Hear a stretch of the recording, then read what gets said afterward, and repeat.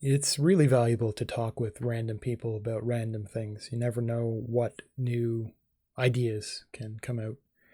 And it's even stuff that they themselves hadn't necessarily been contemplating. So it's not a current event, it's not some interest hobby that that person had been working on, but it's it's something that's drawn out of the uniqueness of that moment that you're sharing. And I was speaking with someone, and it was about it was about a game called WildStar. And it's a game that's no longer alive.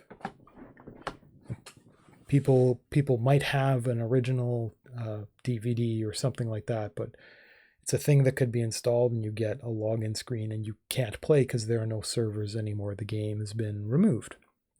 And I've talked about this as a problem before, and I want to go further into that. And what he was saying is that obviously he liked the game. He spent a lot of time with it because we were talking about, I don't know why, but he started talking about that particular game, and we were talking about user created content. And because I'm an archivist, I started talking like that and talking about how much effort a player could put into the game, and yet, like, they don't get credit, they don't get money, they don't necessarily share it. And one of the things that WildStar allowed, and I was moderately impressed by it, and it's a concept which ought to exist, and there were some other efforts from other games to allow certain things like this. I think the only current one that I know of is a game called Path of Exile, and it's pretty simple stuff. In WildStar, what you'd have is you'd have an array of 3D objects, and you could access those objects in an inventory, grab them out, and very much like, and sometimes exactly like a developer, you could go and you could rotate the object and you could place it somewhere, and the game would remember that you placed that thing there in that way. And so people did that, and humans are creative. It's the most astonishing thing. So you just give them the developer can't even know how something is interesting or useful. They're just like, well, I guess I can do this. Some other people thought it was interesting, so they kind of open up the tools, and they gave an instance for, it's not out in the game world, so it's not possibly disruptive to the game. They gave each player their own little personal space and said, well, here's the developer toolkit. Go have fun. And the players did, and they really did. And they started building absolutely incredible things. And I suppose you could say something like Minecraft allows it. But that's kind of true. Like in the creative mode where you can do stuff like that, it's kind of true. And people do what looking at the Minecraft worlds that people create, that's kind of interesting, but it's nothing compared to what's possible in a 3D environment with far more widgets. People were building some incredible stuff. So this friend for a day was talking about the things that he had created and the things that he had seen, because you're able to party up with people and pull them into your private home and show them stuff, give them a tour. And the game's shut down. He can't do that again.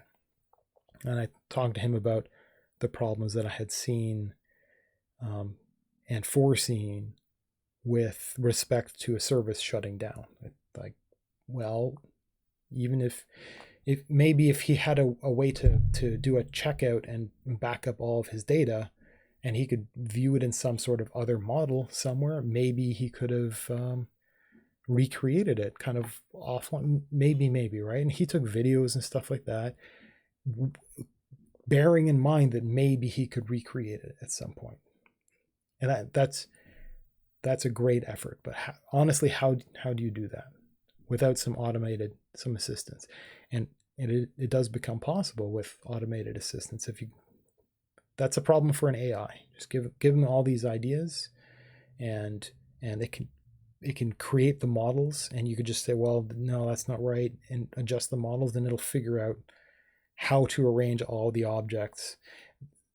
it's possible, but because you took some time to at least do a really simple version of a backup, maybe, right?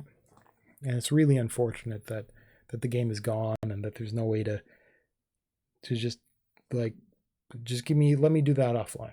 I mean, it's not like you're really going to steal anything interesting from the game in that perspective, but proprietary and intellectual property and stuff like that, companies don't want to do that. So we were talking about that, and I was talking about what it is to, when players add content, add playability to an experience, that they can't get it, they don't get credit for it. Sometimes it's not stuff that can even make any money at all, so it's not like the developer could take a cut of something like that. It's just some commentary, some piece of art, something.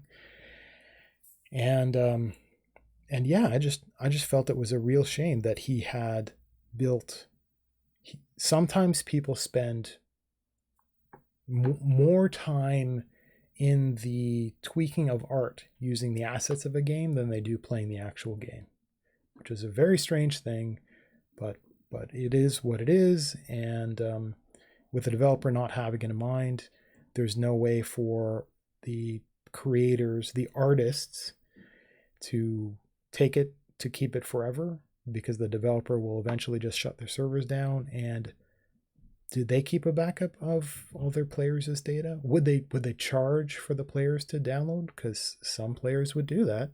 I mean, they pay for, not exactly, maybe, I mean, you could argue for a AAA price for just an offline viewer or something like that. But, if you had some inexpensive thing so you can download all the data locally and just walk through it, I mean, that's a thing that would be nice to have. And then you carry it forward like any piece of software, like any bunch of data, etc. I mean, there are possibilities there, but there's a lot of people, a lot of players that have created content that is lost when the game is shut down.